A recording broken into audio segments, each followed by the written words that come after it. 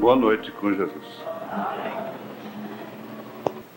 Nós vamos ler no Evangelho segundo São Mateus, capítulo 8, a partir do verso 23.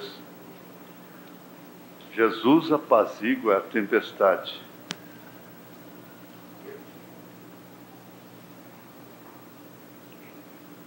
E entrando ele no barco, seus discípulos o seguiram.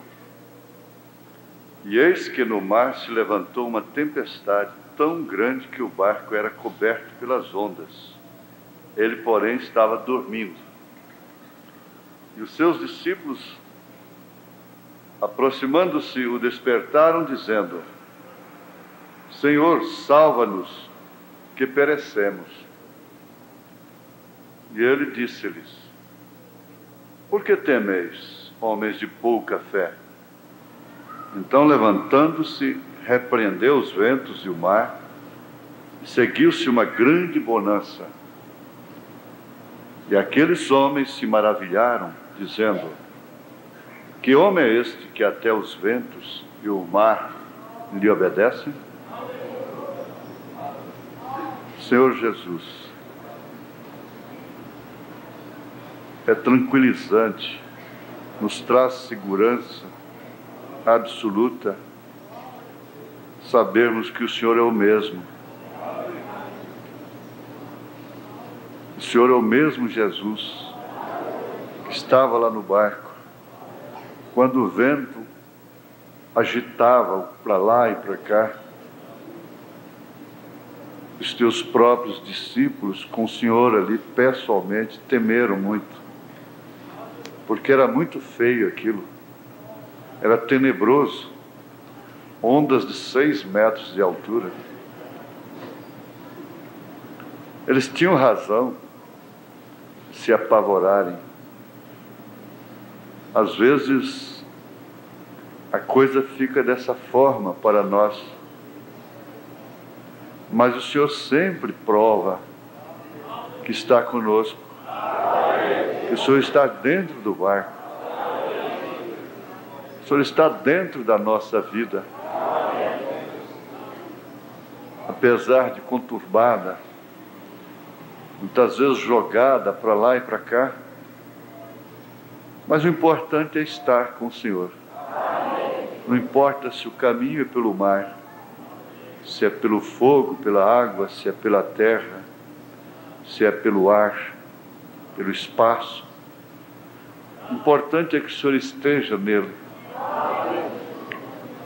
E nós estamos aqui como as pessoas mais fracas que existem no mundo.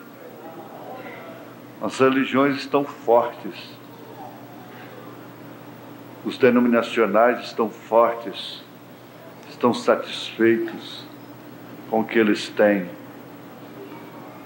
mas nós não estamos satisfeitos com o que nós somos, com aquilo que temos sido. Estamos satisfeitos com o que nós temos, porque é o Senhor, é a palavra, é a mensagem da hora. Nós pedimos, Senhor, que o Senhor aceite essa meditação, esta oração, ante Teu trono de graça, que seja reconhecido no céu o nosso culto, seja recebida a nossa fé, a nossa adoração, os nossos louvores, os nossos hinos, cada amém, cada aleluia, cada pedido, Senhor. Em nome de Jesus Cristo, nós te suplicamos que o Senhor vivifique a palavra em nossos corações, em nossas vidas, em nome de Jesus Cristo. Amém, Senhor. Amém. Assentai-vos, irmãos. Então a nossa mensagem continua sendo o caminho de Deus feito para nós. Parece não haver namoro, que não pode haver namoros sem beijo e outras coisas. outras coisas mais. Seria o beijo uma exigência do amor? Esta é a única maneira de provar amor? O que se nota depois de um certo tempo do casamento é que não existem mais os beijos, entre aspas, os beijos, aquela beijação. É o amor que se foi. Afinal, o que significa na verdade o beijo? O que significa na verdade o amor? Bom, eu anotei aqui alguma coisinha pouca sobre isso. Não querem fazer disso uma parte doutrinária no culto da noite. Mas, em primeiro lugar, é biológico. É uma atração biológica. Ou seja, para melhor entender, é uma atração carnal, que leva o homem e a mulher a se beijarem. O que até certo ponto é natural, é próprio do ser humano. O carinho entre si,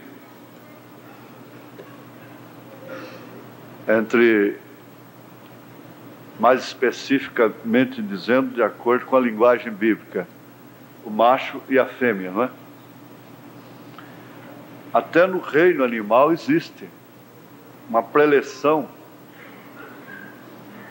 Os animais se acasalam exclusivamente para a procriação.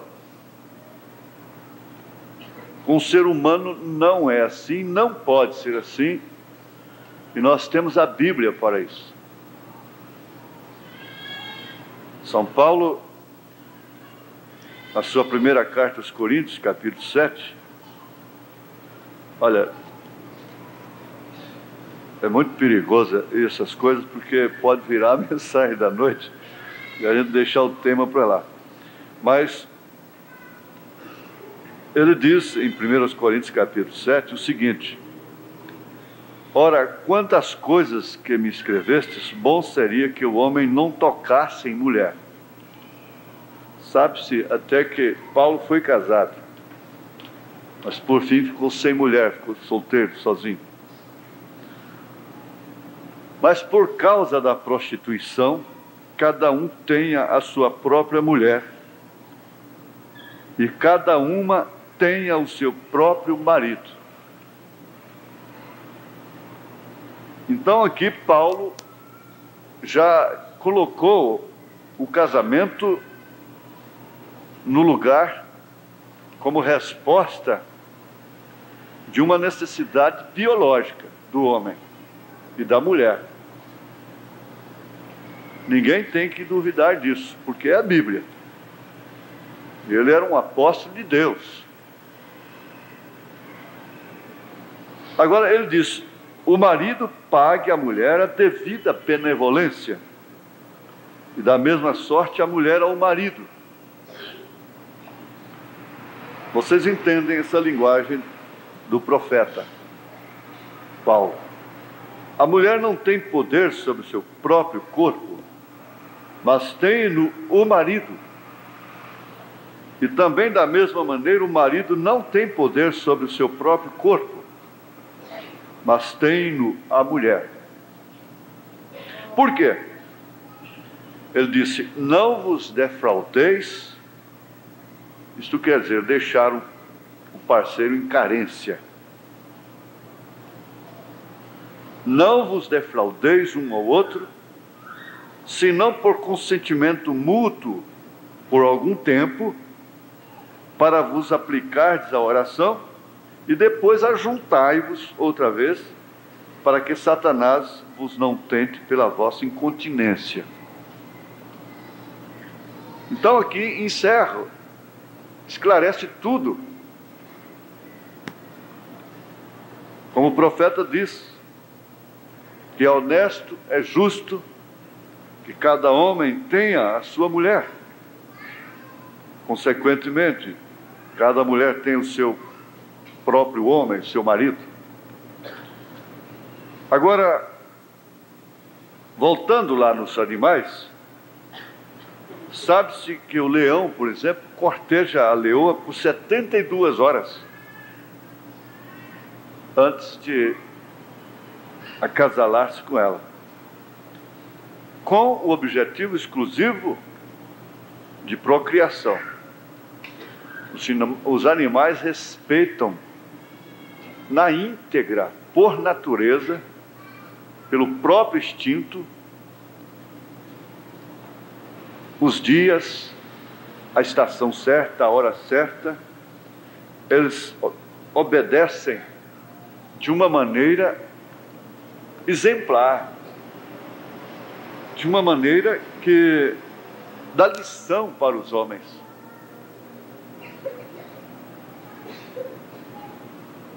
É uma tendência do homem precipitar-se, ou precipitar as coisas. É uma tendência precipitar. Quando se fala do homem, é de uma maneira generalizada.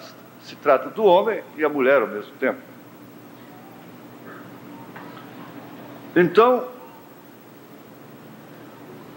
sem falar no mundo sodomita, entregue ao diabo como está,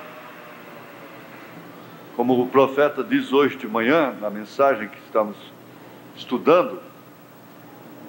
Quem não pegou deve pegar a mensagem, um verdadeiro sinal que se deixa passar por alto.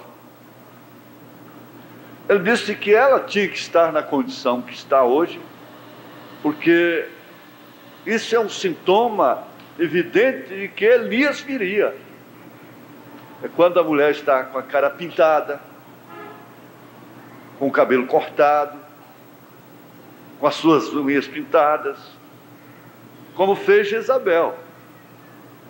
E exatamente no tempo de Jezabel que Elias estava presente com sua profecia. Então ele enfatizou muito isso hoje de manhã. Mas não é o caminho de Deus essa precipitação.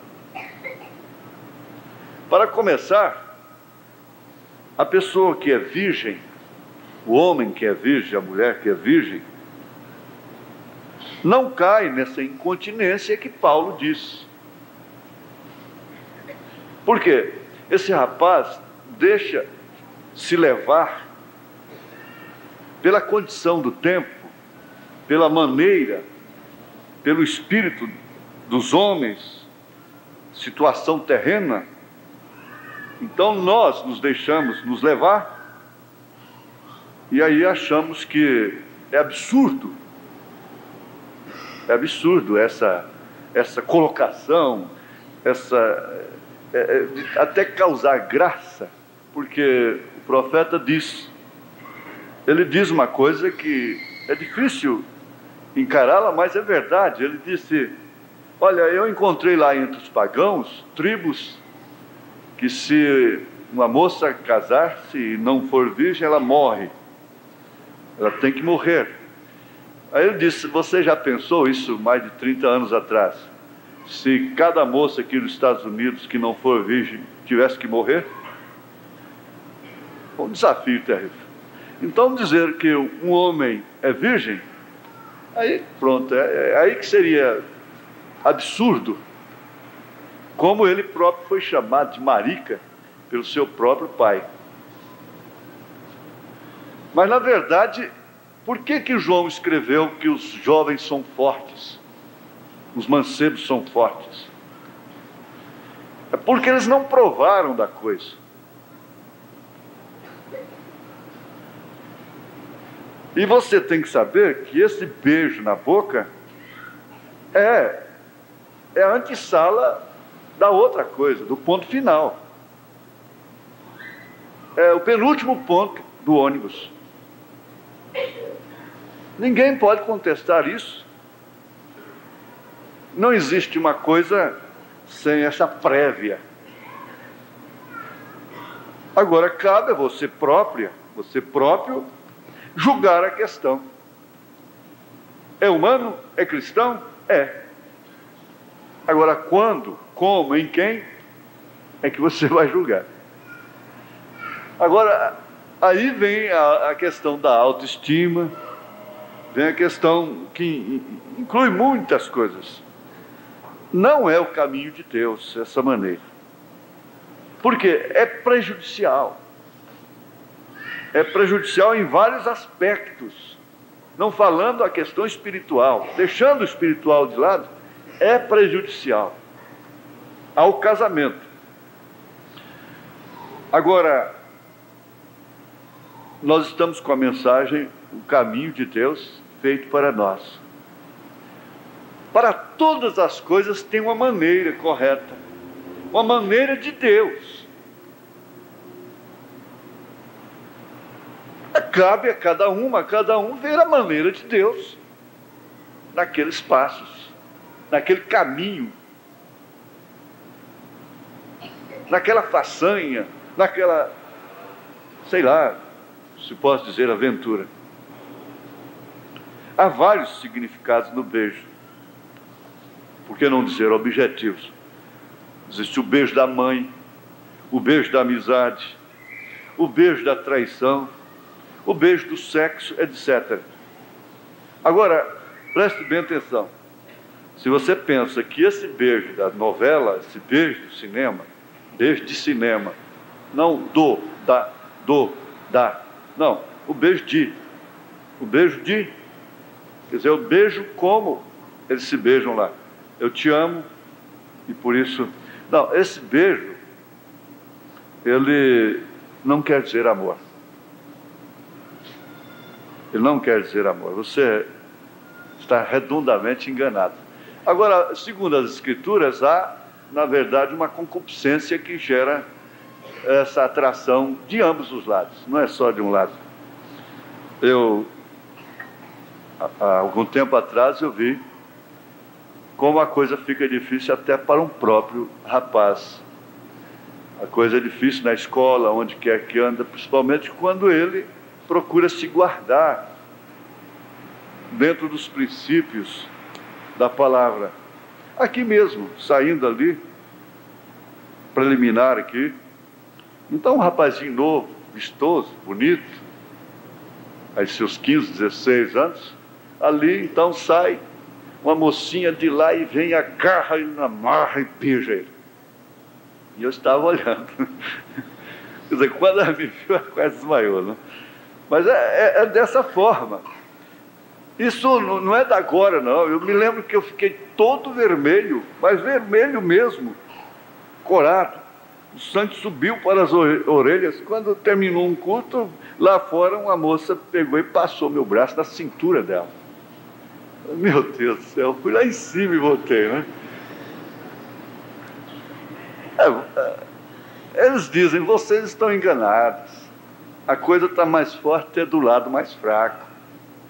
Do lado que dizem que é mais fraco. Mas nunca foi mais fraco. Ele sempre foi o mais forte.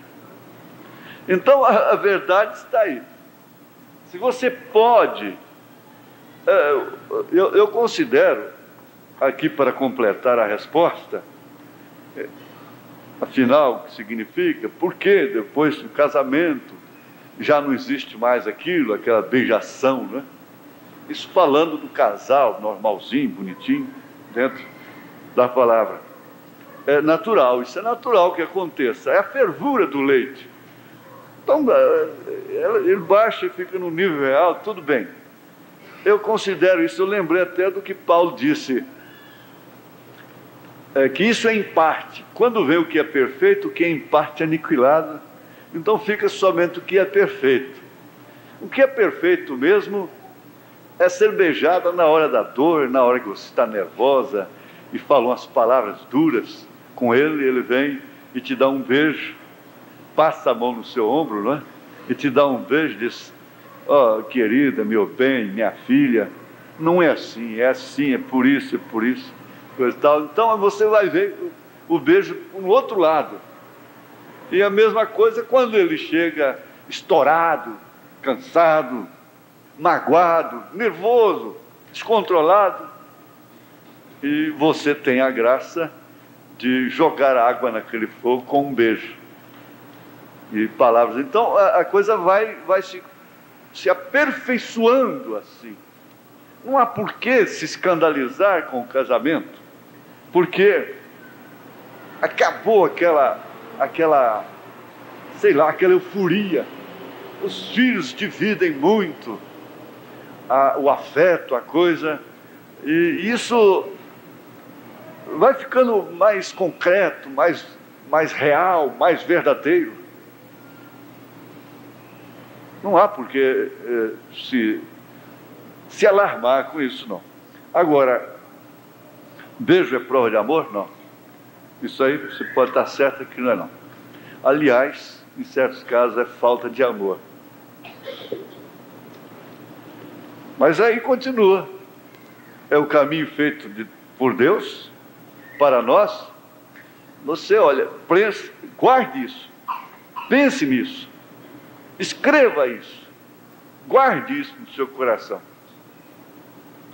Tudo, para todos os passos nesta vida, existe uma maneira correta. Existe a maneira de Deus. Agora, se você quer ser realmente feliz, estar seguro, use a maneira correta no máximo que você puder. Isso foi o máximo que eu consegui. Quanto mais você se liberar, mais insegura, menos cobrança você vai poder fazer depois. Quanto mais você se liberar, menos cobrança, menos autoridade, menos confiança. Por quê? Você sabe que esse não foi o caminho de Deus. Certa vez havia um velho pregador chamado, entre aspas, charlatão. Um velho pregador da santidade há tempos atrás, há muito tempo atrás, chamado Noé.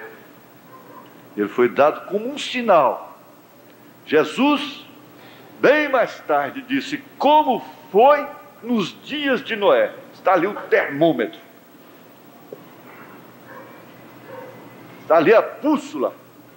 Está ali o marco, o sinal evidente. Como foi nos dias de Noé. Agora, preste atenção nisso.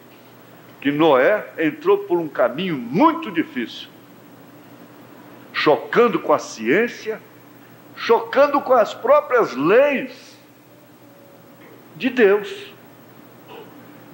Porque Deus, na sua soberania, sabia melhor do que os cientistas que então, que ele quebraria, tiraria a terra do eixo. E uma vez tirando-a do eixo, viria tempestades, chuvas, estações. Ela se dividiria em 4 estações: outono, inverno, verão, primavera, em ordem. Mas Noé disse, você sabe. Ele disse, vai chover, virá uma tempestade. Por quê? Isto é assim diz o Senhor. E o assim diz o Senhor é o caminho exato, é o caminho verdadeiro. O assim diz o Senhor. Agora não importa se aquilo choca com todo o restante das opiniões, mas aquilo é o caminho de Deus feito para nós. Eu posso ver o povo sair por ali e dizer, tanta gente diz, tanta gente fala, tanta gente murmura. Não se pode encontrar uma com a outra, mais particularmente. Não se pode encontrar um com o outro. Falam-se tanto. E eu posso ouvir.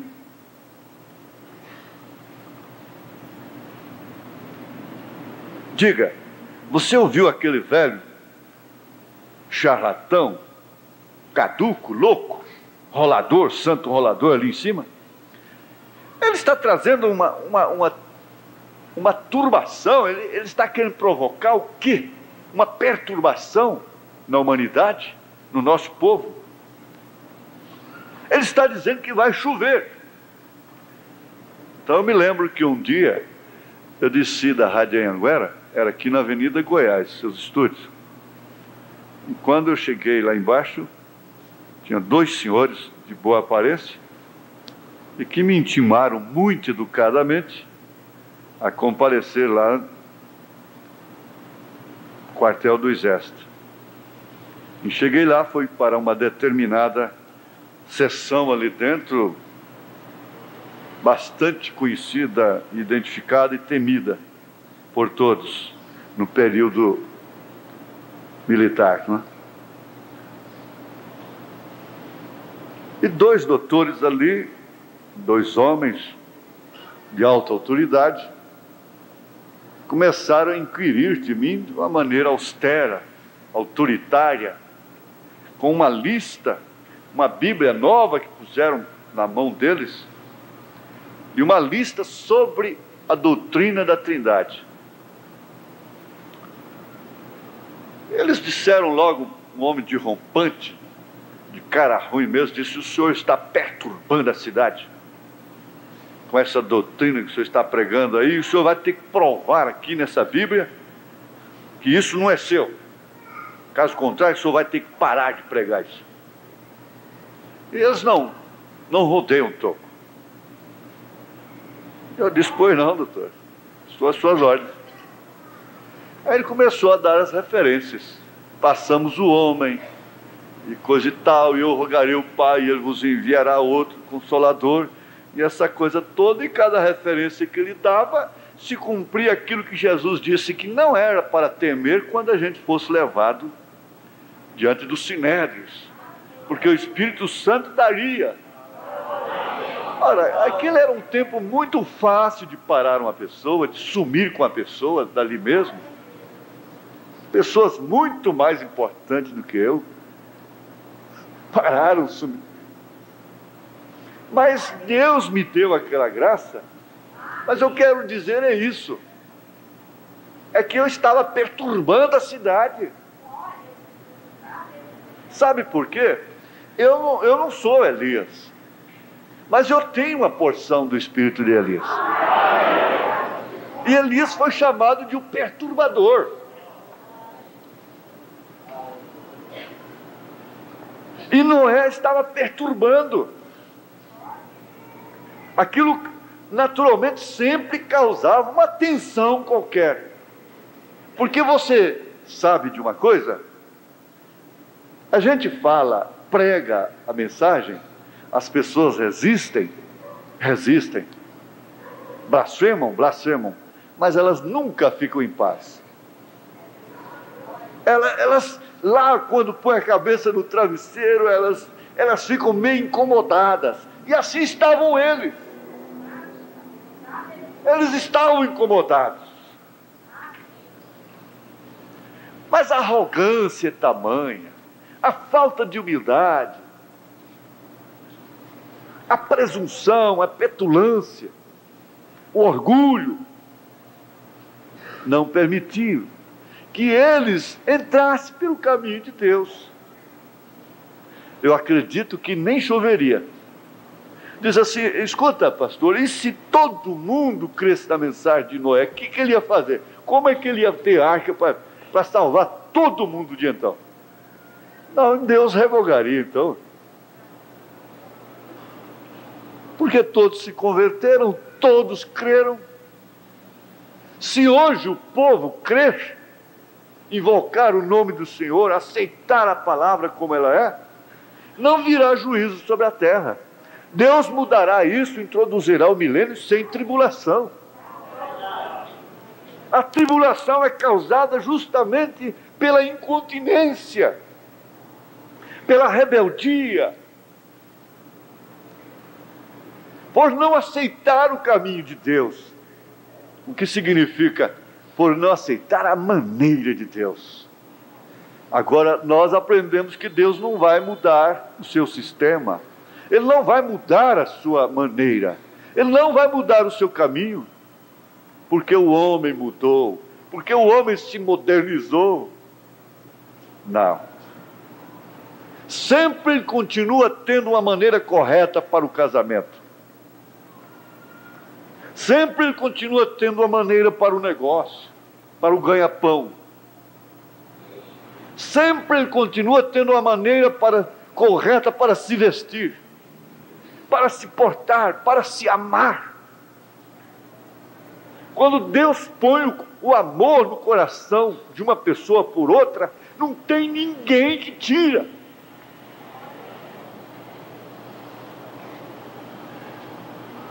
Ela não ama somente pela atração biológica.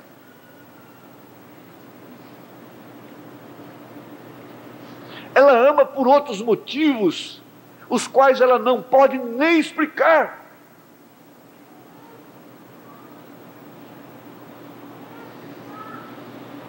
O amor supera cercas, barreiras intransponíveis. Agora, Deus continua tendo a maneira correta para cada coisa. A sua maneira. Então, ora, nunca choveu na terra, esse era o comentário. E vai chover agora? Como? De onde viria essa água? Isso não é simplesmente para perturbar a sociedade? Bem, vamos pegar a ciência e descobrir se há água alguma lá em cima. Não. O cientista, doutor fulano de tal, o outro doutor fulano de tal, se encontraram e constataram que não há motivo por que tomar tempo, se alarmar com essa história desse velho. Deixa ele construir sua arca. Ora, não existe água lá em cima. A reportagem, naturalmente, falaram em cadeia de rádio e televisão, dizendo, tranquilizando o povo.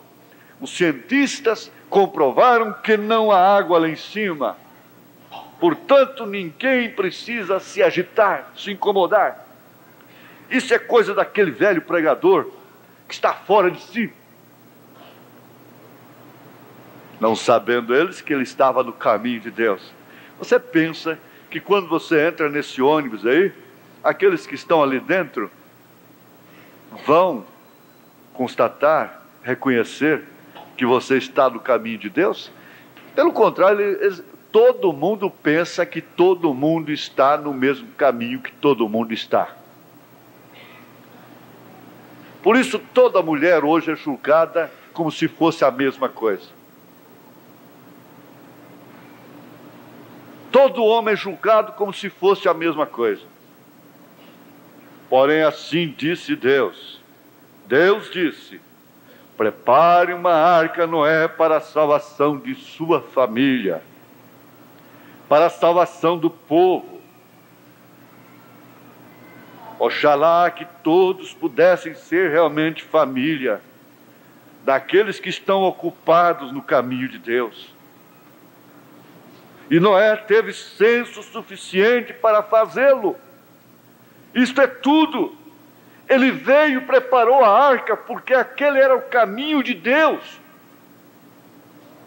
E um dia eu ouço alguns deles lá embaixo na esquina conversando, lá na esquina dos negócios. O profeta tem umas coisinhas muito boas, né? Lá na esquina dos negócios. Alguns deles dizem, ei, que tal a história daquela chuva lá em cima? Aquele velho pregador charlatão falando lá em cima que vai chover. Você já ouviu tal coisa? E ele pensa que está no caminho provido por Deus. Ele estava sim. Amém? Amém? Amém, ele estava. Você pensa, irmão, é como Pedro disse aqui, Pedro disse, 2 Pedro 3, acho que 2 Pedro, né? 3. Vamos lá. Ele diz, sabendo primeiro isto, que nos últimos dias virão escarnecedores, andando segundo as suas próprias concupiscências, e dizendo, onde está a promessa da sua vinda? Porque desde que os pais dormiram, todas as coisas permanecem como desde o princípio da criação. Eles voluntariamente ignoram isto, que pela palavra de Deus, já desde a antiguidade existem os céus e a terra, que foi tirada da água e no meio da água subsiste, pelas quais coisas pereceu o mundo de então, coberto com as águas do dilúvio. Você diz que o mundo vai queimar agora, e que uma igreja vai ser raptada, isto é, um povo. E esse povo creu no Elias, esse povo creu neste homem. Quem não crê na mensagem do profeta de Deus, de Elias, não vai no arrebatamento. Não tenha dúvida. Mas o que vão eles dizer? A mesma coisa que disseram no tempo de Noé. Eles não gostam de mim. Eles não gostam de nós. Eles nos odeiam, se você quer saber. Mas os céus e a terra que agora existem, pela mesma palavra, se reservam como tesouro e se guardam para o fogo até o dia do juízo e da perdição dos homens ímpios. Voltando aqui, ele diz: logo então houve um trovão e um relâmpago. Agora, veja a familiaridade que ele tem com a natureza, quando ele diz: eu posso ver a velha, enorme, mamãe camelo lá fora. Camelo é um animal, olhando para cima e dizendo: papai camelo, você ouviu o que foi aquilo? Você ouviu? Aquilo foi um trovão. Foi isto que Noé disse. Os cientistas não creram. Os homens não creram. Mas a besta creu. Vamos entrar na arca. Voltando lá no princípio da meditação, os animais obedecem na risca. Não sujeigados. Mas eles não sofrem em viverem submissos aos instintos. É na alimentação, em tudo. Na hora de dormir, o profeta diz: olha, você vai ali de dia, encontra o gado malhando ali perto do rio, ruminando, espumando a boca. Você vai jogar anzol na água à toa. Você vai perder o seu tempo. Você não vai pegar um peixe.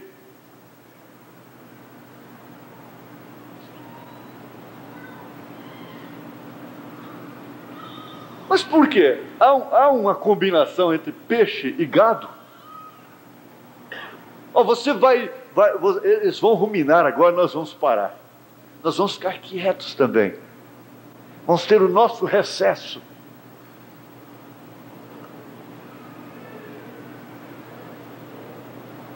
A gente que anda no mato há muitos anos, você conhece, aqueles que amam essa coisa.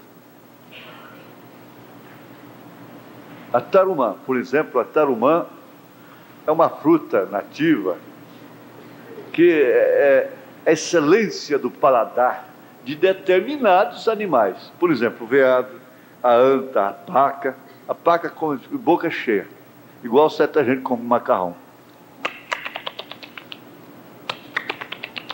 A história, né? Joga só o carocinho lá fora. Mas vem a capivara, que parece ter muita semelhança, ela passa por cima de tarumãs, não prova uma sequer. Você vai morrer de velho em cima de um pé de tarumã, esperando capivara. A menos que aquilo esteja à margem do rio, tem um trieiro ali, elas passam ali, mas não para comer. O que é isto? Você pode deixar um monte de carne lá no mato, no pasto, não ter uma erva sequer, que o cavalo, o boi não vai comer carne. O homem come tudo. O homem come carne, come verdura, come capim, come abóbora, come de tudo, de tudo. Mas o animal não, ele só come segundo, ele se alimenta segundo a sua natureza. E você não encontra um animal doente na mata.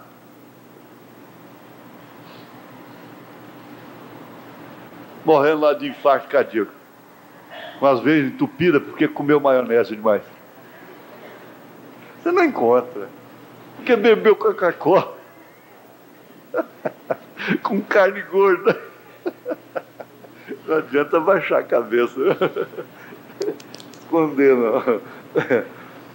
Mas é verdade ou não é?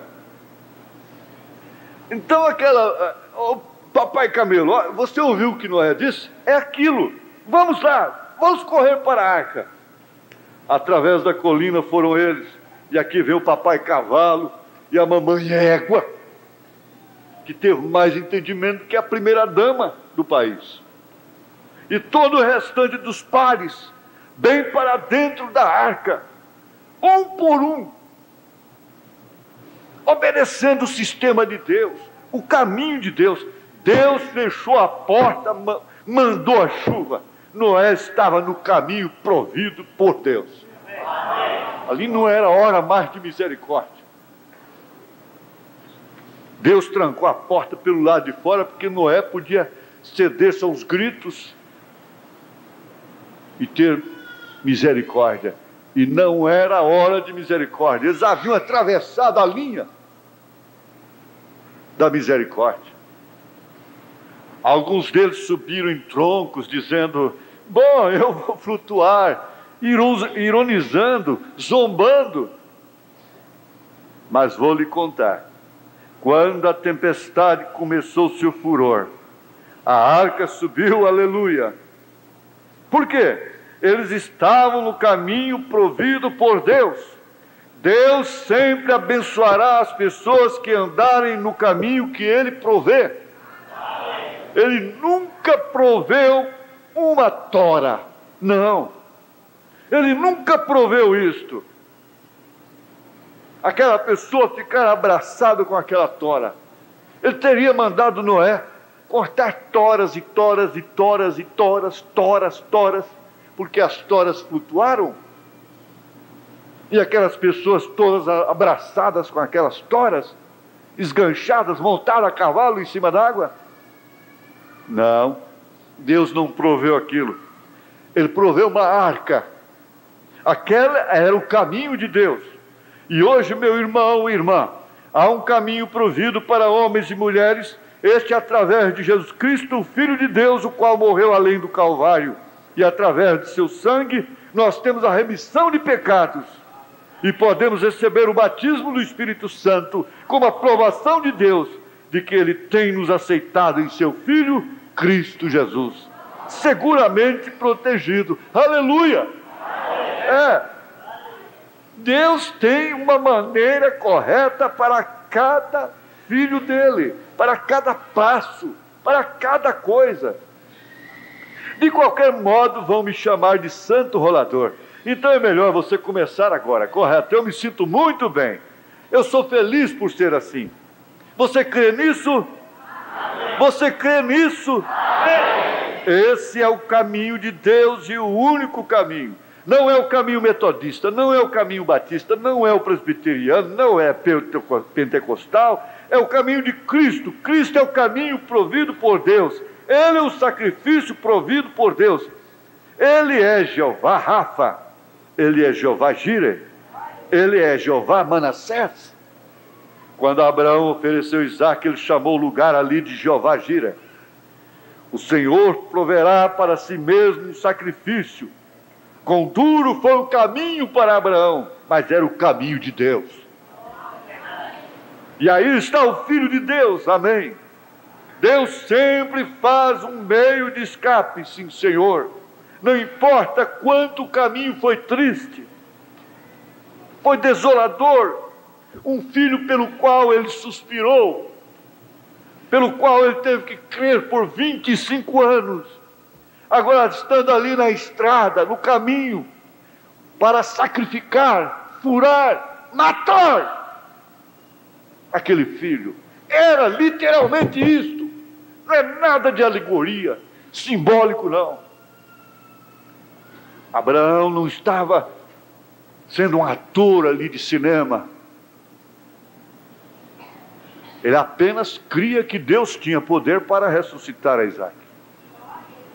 Certa vez havia um velho pregador lá pregando, chamado Elias. Ele chegou ali em cima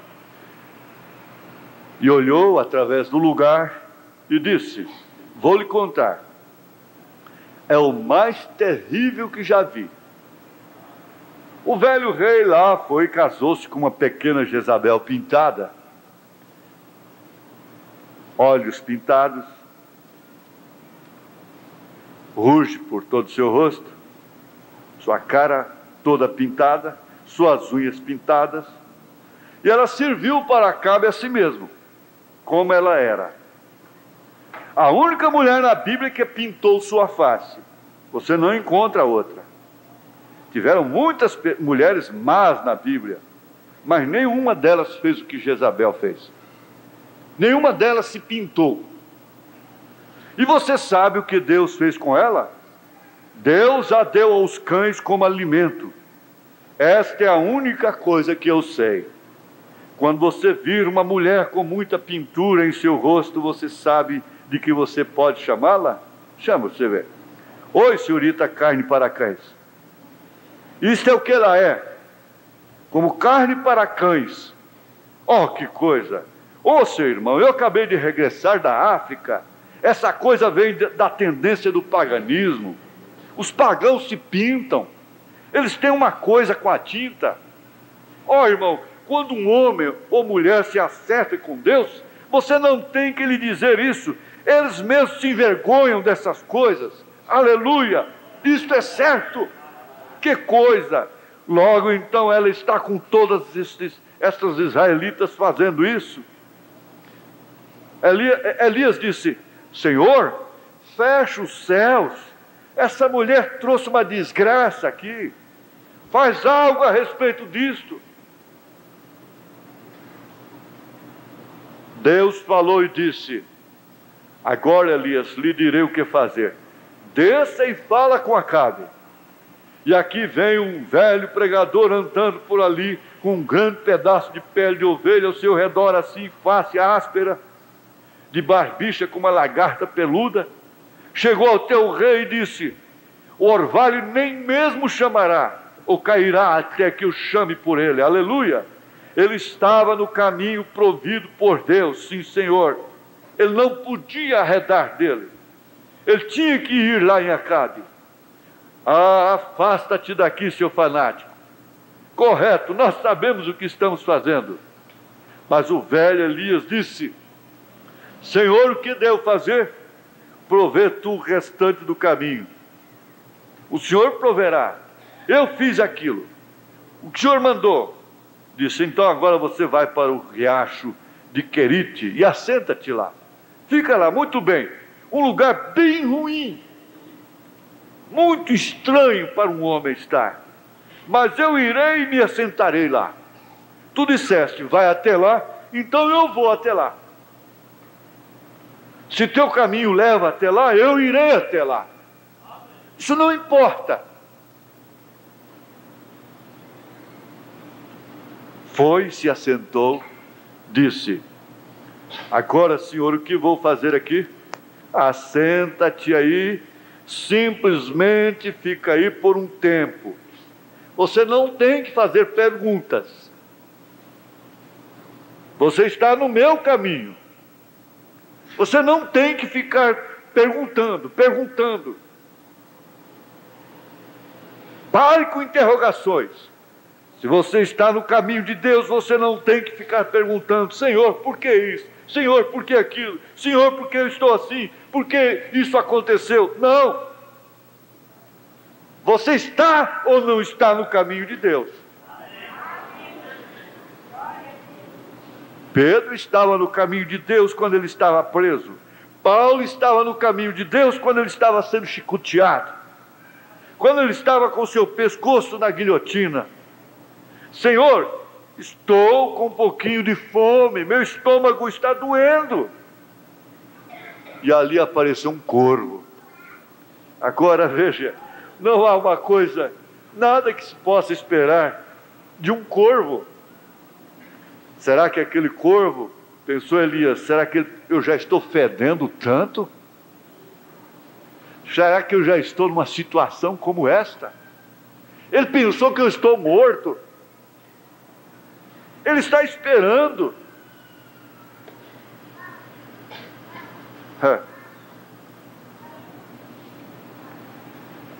Alguns disseram, veja, aquele velho pregador santo rolador assentado ali em cima na colina. Olha como é louco. Bem, aquele sujeito assentado ali em cima no sol morrerá. E o que vai fazer aquele corvo lá? Onde vai o corvo? Onde está o urubu? É onde há um corpo morto. Ora, ele é um fanático. E agora ele vai receber o que ele merece lá. E logo então todas as águas secaram. Não havia água para beber lá embaixo, na região. Mas todas as vezes que Elias desejava um gole, ele simplesmente se inclinava no riacho de Querite e bebia.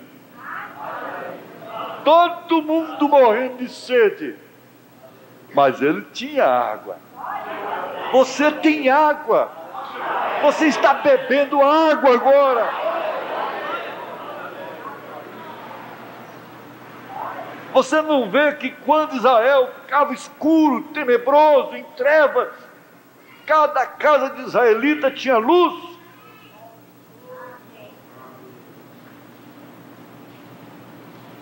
Lá havia luz própria.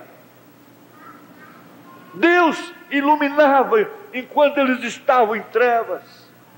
A mesma coluna de fogo que escurecia para o Egito, para os egípcios, iluminava o caminho para Israel. Não é outra coisa que está acontecendo conosco. Não é outra coisa que está acontecendo contigo, com você, minha irmã, meu irmão. Agora é uma tendência de esquecer-se. Nós somos o povo privilegiado, com todas as contradições da minha vida, da sua vida. Eu sou o homem mais privilegiado desse país. Você é a mulher, o homem mais privilegiado. Não importa qual seja a circunstância. Você tem que crer, um homem de Deus não cai numa situação por acaso. Você não está enfrentando uma situação por acaso. Você tem água. Você tem água. A água que os outros não têm. Você tem a mensagem que os outros não têm. E não querem. Não a recebem. Eles rejeitam. Eles preferem não ouvi-la. Eles não a suportam.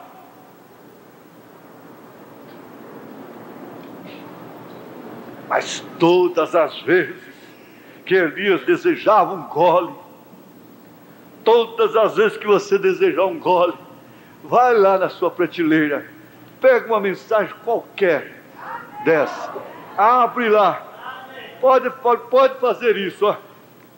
Jesus, eu estou aqui. E bota o dedo lá.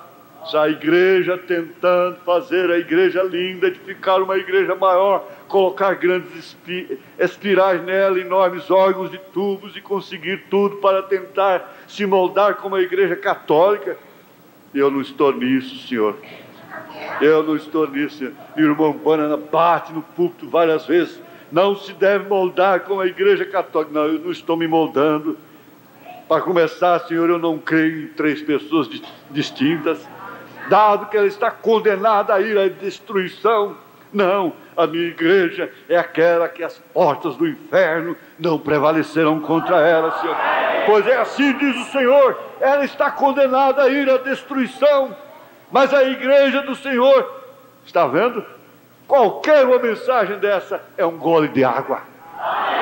É um gole de água para a mocinha, para o rapaz. Essa Bíblia é um gole d'água para o preguiçoso. Ela diz: vai trabalhar, preguiçoso.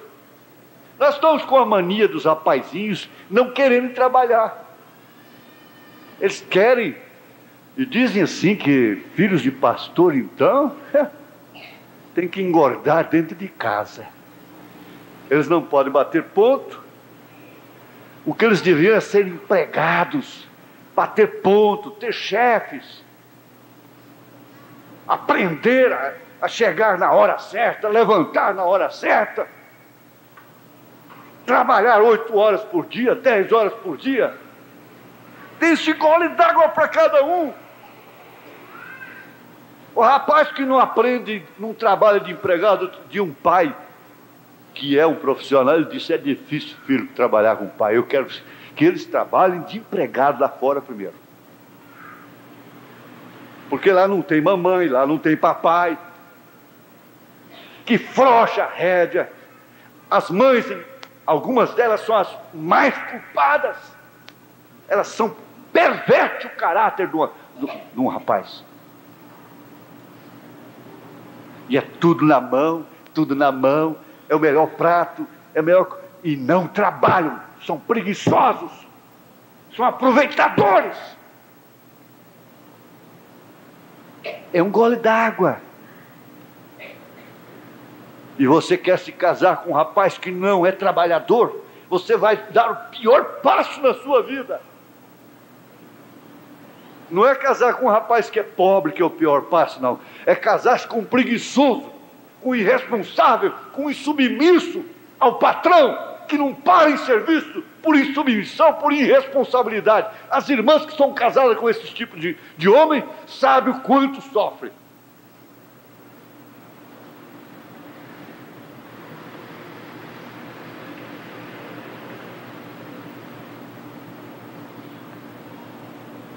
E na maioria dos casos, eles são evangelistas, eles têm um amor pelas almas, precisa ver.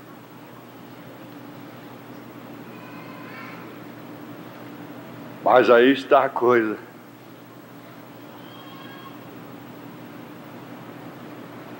Quando ele queria beber, ele tinha onde beber. Eu creio que agora são um gole d'água para muita gente. Então, quando ele ficava com fome, ali vinha um corvo, não para tirar um pedaço dele, mas sim para trazer um sanduíche. Um sanduíche. Ele chegava com o sanduíche no bico, dizia: aqui está, Elias, come. Foi o Senhor que mandou.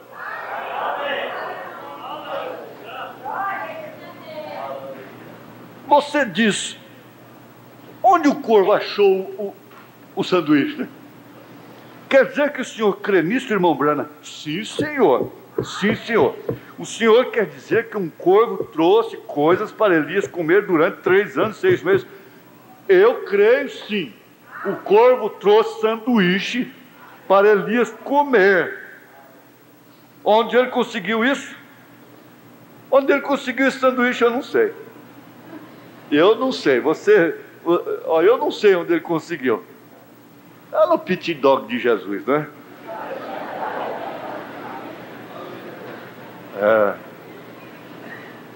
A única coisa que sei, o corvo conseguiu isso.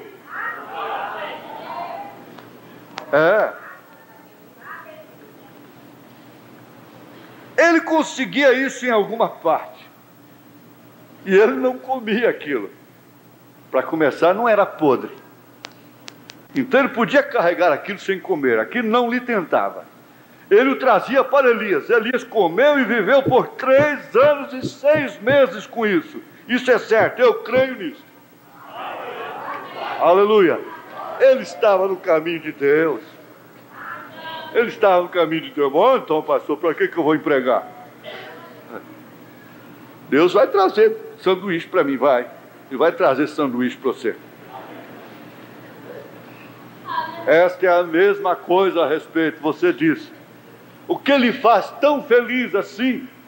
O que lhe faz balançar seu braço? Eu não sei.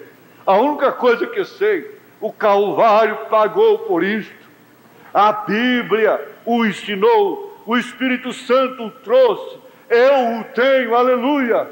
Eu nem mesmo sei de onde vem, mas eu o tenho. Aleluia. Isto é certo. Eu não posso lhe dizer de onde vem, mas está aqui dentro de mim. Oh, que coisa!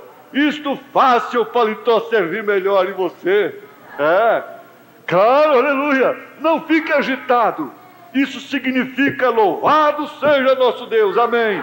Isso significa assim seja, aleluia. Oh, que coisa, segura isto. Eu não sei, eu sei que eu tenho. E eles disseram que ele estava louco, assentado lá em cima. Oh, chegando a hora de comer, aqui vem o portador de cor, diz: aqui está Elias, aqui está seu café da manhã, aqui está seu breakfast. Seu breakfast. Ora, ele estava melhor do que a metade das pessoas aqui esta noite. Muitos não sabem o que vão comer no outro dia, mas Elias sabia. Eu imagino que não há muitos aqui esta noite que possuem empregados de cor, mas ele tinha alguns empregados de cor, alguns corvos trazendo-lhe algo para comer em cada refeição, aleluia. Isso porque ele estava no caminho do Senhor, ele havia obedecido na íntegra. Glória! Deus tinha uma sala de jantar em algum lugar, ele preparava, cozinhava e lhe enviava, aleluia. Aquele mesmo Deus vive e reina hoje, porque Ele é o mesmo ontem, hoje e eternamente. E ele permaneceu em seu caminho provido por Deus. Deus disse: vá até ali em cima e se assente. Então ele fez isto, ele obedeceu, ele tinha confiança. Isso é tudo que ele sabia fazer. O que você acha que é verdade? Isso é amém, sim, Senhor. Amém. Fechamos nossos olhos.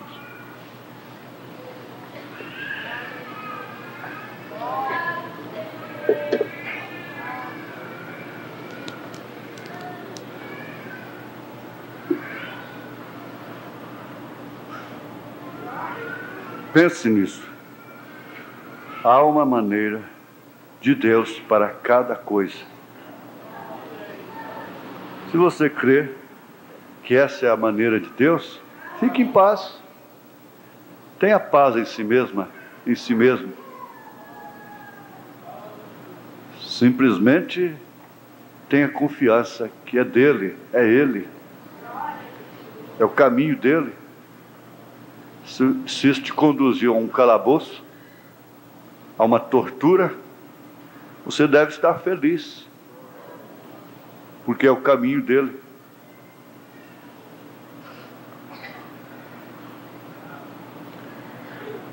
Senhor Jesus, nós estamos agradecidos, porque no mundo só aqueles que têm esta mesma mensagem que acabamos de ler, de meditar, é que podem ver as coisas como nós temos visto, é que podem ter ouvido isso que acabamos de ouvir. Isso é no mundo todo. Nesta hora, o câncer fica insignificante, fica pequeno, diminui seu poder assustador, a doença do coração deixa de ser tão poderosa a diabetes também. Todas as enfermidades ficam pequenas, insignificantes, diante da mensagem, que a mensagem é Deus. Nós próprios ficamos pequenininhos, nos desaparecemos até,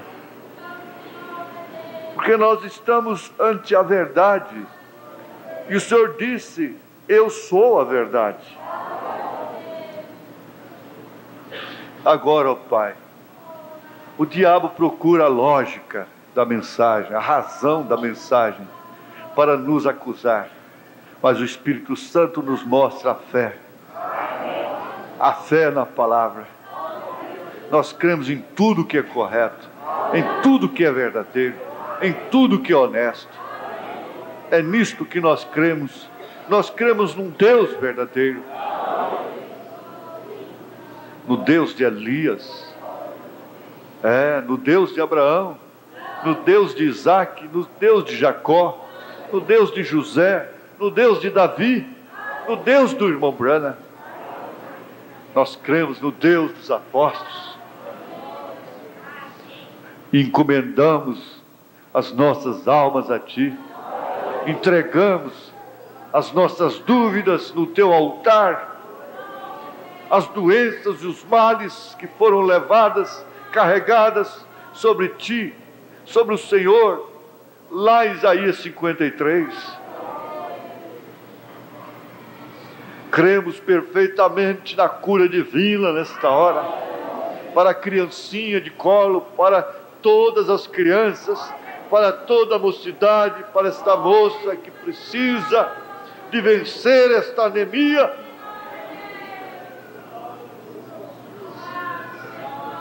Essas pessoas que vão usar as peças de roupa, sobre as quais está sendo invocado o nome do Senhor, lembrando de Paulo lá em Atos dos Apóstolos. Senhor Jesus, põe Tuas mãos santas sobre toda a gente do Senhor, mais e mais. Cada um sinta aquele aconchego com o Senhor. Não é bem a emoção, como ouvimos hoje de manhã, mas é aquela convicção da verdade, aquela certeza da vida eterna, é aquele abraço gostoso da fé, em nome de Jesus Cristo. Abre os horizontes, mostra, Senhor, o caminho certo para cada um dos Teus filhos. Abre a porta para aquele que precisa do emprego, do trabalho. Em nome de Jesus Cristo, guia cada um na vereda da justiça, no caminho da justiça, por amor do Teu nome. Nós Te pedimos isto, em nome de Jesus Cristo. Receba a Sua bênção pela fé, em nome de Jesus Cristo. Amém, amém, aleluias, amém.